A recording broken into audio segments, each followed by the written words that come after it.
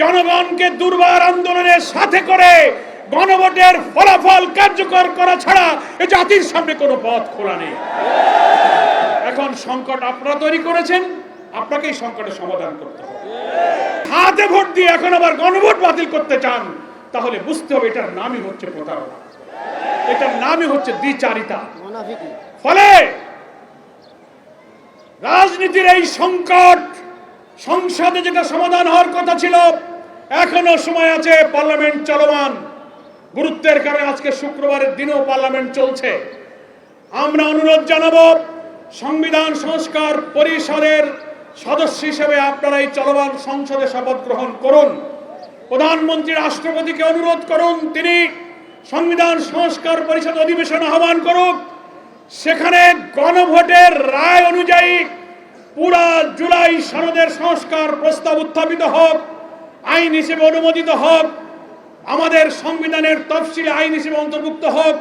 তাহলে এই সংকটের নিরসন হবে, সংবিধান সংস্কার পরিষদের দায়িত্ব শেষ হবে, বাকি এমপিরা পার্লামেন্টের মেম্বার হিসেবে বাকি দায়িত্ব 5 বছর পালন করবে।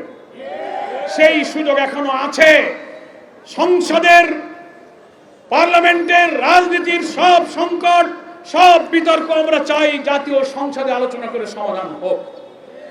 আমরা এই সংকটকে রাজপথে নিতে চাইনি, কিন্তু আপনি যখন আইন করে গণভোট বাতিল করেন, গুমেন আইন বাতিল করেন, মানবাধিকার বাতিল করেন, রাষ্ট্রপতির আদেশ মানেন না, আমাদের আর কোনো উপায় নেই। জনগণ আমাদেরকে ভোট দিয়ে 5 কোটি ভোট দিয়ে জুলাই সনদের যে রায় দিয়েছে, সেই জনগণের কাছে যাওয়া ছাড়া আমাদের কোনো পথ নাই। তাই 11 দলীয় ঐক্যের পক্ষ থেকে গতকাল 9 তারিখ থেকে 1 সপ্তাহ গণসংযোগ অভিযান, প্রচারপত্র বিলি, মহানগরীতে বিক্ষোভ, জেলায় বিক্ষোভ, জাতীয় সেমিনার, জুলাই যোদ্ধাদের সাথে মত বিনিময়, অনেক কর্মসূচি ঘোষিত হয়েছে। এরপরে আবার 11 দলের শীর্ষ নেতারা বসবেন, একের পর এক কর্মসূচি আসবে।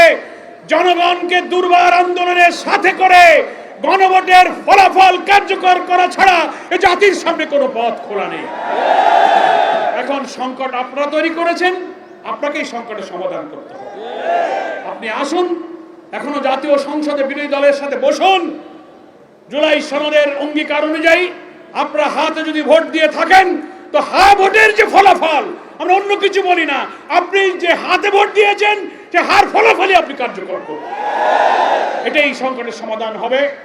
আর বগুড়া শেরপুরের কেন্দ্র দখল, মারামারি, হামলা, জাল ভোট, এর সাথে যুক্তদেরকে আপনি আইনের আওতায় আনুন। এই নির্বাচনের ফলাফল বাতিল করুন, এই দুটো আসনের নতুন নির্বাচনের তফসিল ঘোষণা করুন। আমি আজকের এই বিক্ষোভ পূর্ব সমাবেশে যারা সামিল হয়েছেন, বাংলাদেশ জামাত ইসলামীর পক্ষ থেকে সকলকে আন্তরিক অভিনন্দন, শুভেচ্ছা জানিয়ে আমি আমার বক্তব্য শেষ করছি। আল্লাহ হাফেজ। বাংলাদেশ জিন্দাবাদ, বাংলাদেশ জামাত ইসলামী জিন্দাবাদ। এখন সভাপতির বক্তব্য শুনবেন, সুশৃঙ্খলভাবে ঐতিহ্য অনুযায়ী আমাদের মিছিল শুরু হবে ইনশাআল্লাহ।